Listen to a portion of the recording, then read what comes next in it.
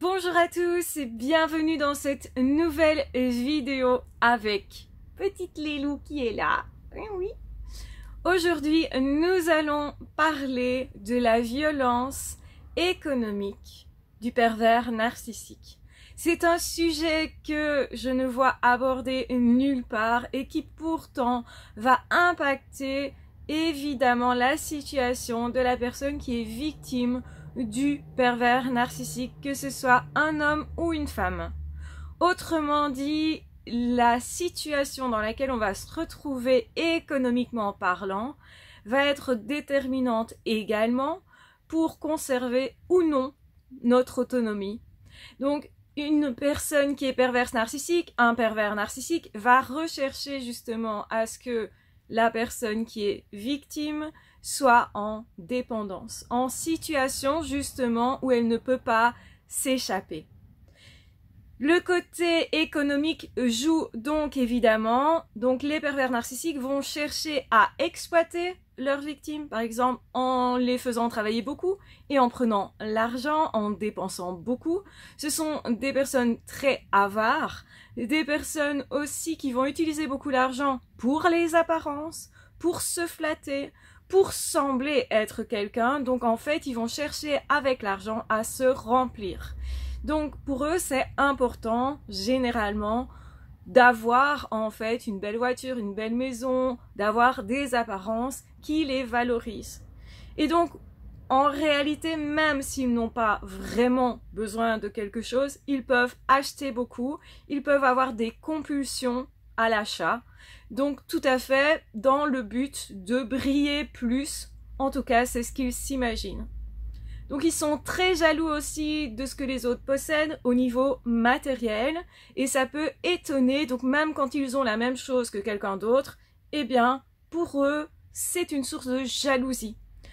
Alors que la plupart des gens, c'est quand ils manquent de quelque chose qu'ils vont être possiblement jaloux, on va dire plutôt envieux, mais ça peut aussi pousser la plupart des gens à justement se dépasser, à essayer d'améliorer sa situation, ce qui est quelque chose d'humain et de normal donc. Chez le pervers narcissique, c'est vraiment anormal. Ils vont utiliser l'argent pour impressionner les autres et ça peut jouer dans le fait de charmer sa victime. Notamment, ils vont utiliser des gros cadeaux, généralement qui ne sont pas remboursables réellement, et qui vont être là. Donc la fonction de ces cadeaux-là, c'est de rendre l'autre dépendant, de l'impressionner, de lui faire croire qu'il est aimé, et de lui faire croire aussi, ou de lui faire sentir qu'il est redevable surtout. Et donc il y a une dette à rembourser parce qu'on a reçu, en théorie, un gros cadeau.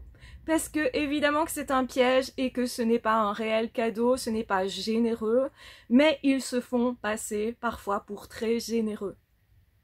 Pour masquer leur côté malsain aussi, leur côté je ne sais pas aimer, donc je te fais un cadeau à la place.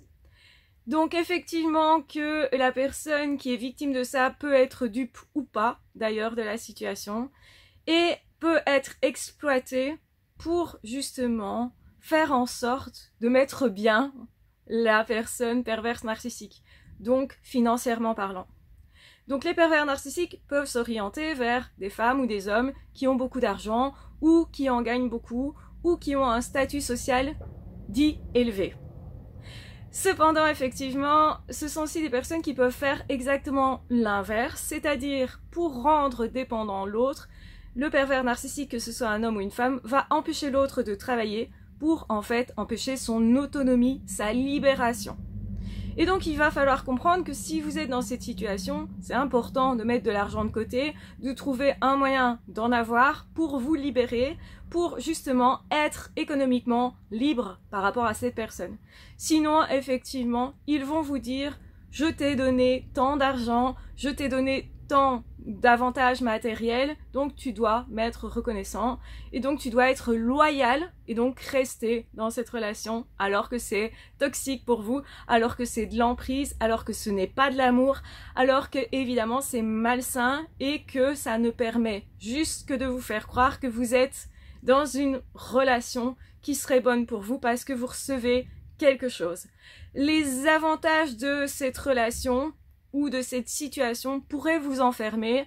Par exemple, si vous ne souhaitez pas travailler, vous ne savez pas comment faire, que vous n'avez peut-être pas de diplôme, que vous avez un complexe à ce niveau-là, l'autre pourrait vous faire croire que vous avez tellement de la chance de ne pas travailler grâce à lui ou elle.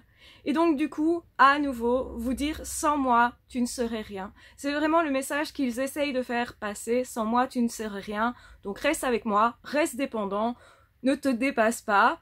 Et ils vont se servir de vos peurs à ce niveau-là pour ne pas que vous soyez en train de vous libérer. C'est extrêmement important de comprendre ça parce qu'en réalité, c'est ce qui pourrait vous empêcher d'avancer et de vous libérer.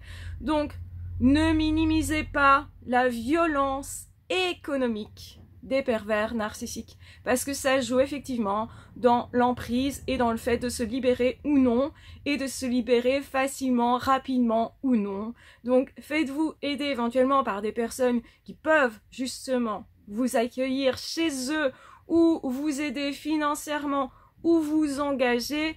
Donc, de toute façon, une personne qui va vous épauler même dans les démarches administratives parce que vous pourriez être perdu à ce niveau-là aussi ou vous pensez de vous que vous ne pourriez plus gérer tout ça, que c'est plus en votre capacité, que vous n'êtes pas doué pour ça. Et au début, ils vont vous faire croire que ce sont vos sauveurs, que ce soit des hommes ou des femmes. Donc du coup, au début, vous allez penser que ça vous arrange bien, mais en réalité, c'est une cage dorée.